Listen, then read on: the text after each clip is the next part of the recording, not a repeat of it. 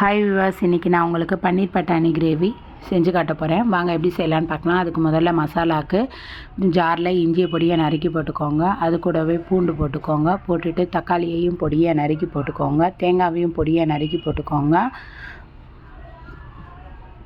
பட்டை இலை போட்டுக்கோங்க. போட்டு கிராம்பு போட்டுக்கோங்க. பட்டையும் போட்டுக்கோங்க. சோம்பு இது எல்லாத்தையும் போட்டுக்கோங்க. போட்டு அதை நல்லா மையாக அரைச்சி எடுத்து வச்சுக்கோங்கங்க. இது நம்ம மசாலாவுக்கு முதல்ல ரெடி பண்ணி வச்சிடுறோம். அதுக்கப்புறம் ஒரு பாத்திரத்தில் எண்ணெய் ஊற்றிக்கோங்க. ஊற்றி அந்த எண்ணெய் நல்லா சூடான உடனே அதில் பன்னீரை நல்லா பொடியாக நறுக்கி அதையும் போட்டுக்கோங்க. போட்டு அதை நல்லா கிண்டுங்க. அது நல்லா ப்ரௌன் ஆகிற வரைக்கும் அதை வறுத்து அதை தனியாக ஒரு பாத்திரத்தில் எடுத்து வச்சுருவோம். இது வறுக்கும்போது பார்த்து வருங்க, ஏன்னா சடக்குன்னு அடி பிடிச்சிரும். அதனால் அதுக்கு தக்கன பார்த்து மீடியம் ஃப்ளேம்லேயே வச்சு இப்படி நல்லா ப்ரௌனாக வர்ற வரைக்கும் வறுத்து அதை தனியாக எடுத்து வச்சுருவோம். அதுக்கப்புறம் அந்த மிச்ச எண்ணெயிலேயே சின்ன வெங்காயத்தை பொடியை நறுக்கி போட்டிருக்கேங்க. போட்டு அதையும் நல்லா ப்ரௌன் ஆகிற வரைக்கும் வதக்குங்க. அதுவும் ப்ரௌன் ஆனவுடனே அதில் பச்சை பட்டாணியை போடுங்க. பச்சை பட்டாணி நல்லா வேகணும்.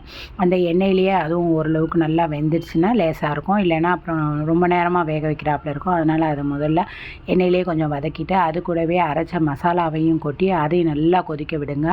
அதில் தண்ணி இப்போதைக்கு முதல்ல ஊற்றாமல் அதை நல்லா வதக்குங்க. இப்படி எண்ணெய் பிரிஞ்சு வர்ற வரைக்கும் அதை வதக்குனதுக்கப்புறம் அதில் தேவையான அளவுக்கு தண்ணி ஊற்றிட்டு அதில் மஞ்சப்பொடி, மிளகாப்பொடி, உப்பு இது எல்லாத்தையும் போட்டு அதை நல்லா கொதிக்க விடுங்க. அது நல்லா கொதித்து பட்டாணி எல்லாமே நல்லா வெந்து ஓரளவு மீடியமான ஃப்ளேமில் வச்சு அதை நல்லா கொதிக்க விடுங்க. அடி பிடிக்காமல் அதை நல்லா கொதிக்கட்டும். கொதித்ததுக்கப்புறம் ஓரளவு கட்டியானதுக்கப்புறம் நம்ம ஏற்கனவே வறுத்து வச்சுருக்க பன்னீரையும் அதில் போட்டு அதையும் கிண்டி அதையும் எடுத்துட்டிங்கன்னா இந்த டிஷ் ரெடி ஆகிடுங்க. இது சாப்பிட செம்ம டேஸ்ட்டாக இருக்குங்க.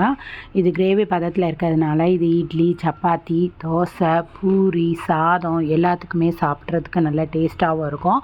மேலே கொத்தமல்லி தவளையையும் தூவி விட்டுட்டிங்கன்னா இன்னும் சாப்பிட்றதுக்கு செம்ம டேஸ்ட்டாக இருக்குங்க. இது ரொம்ப பிடிக்கும் உங்களுக்கு. இது எப்படி இருக்குன்னு நீங்கள் ட்ரை பண்ணி பாருங்கள்.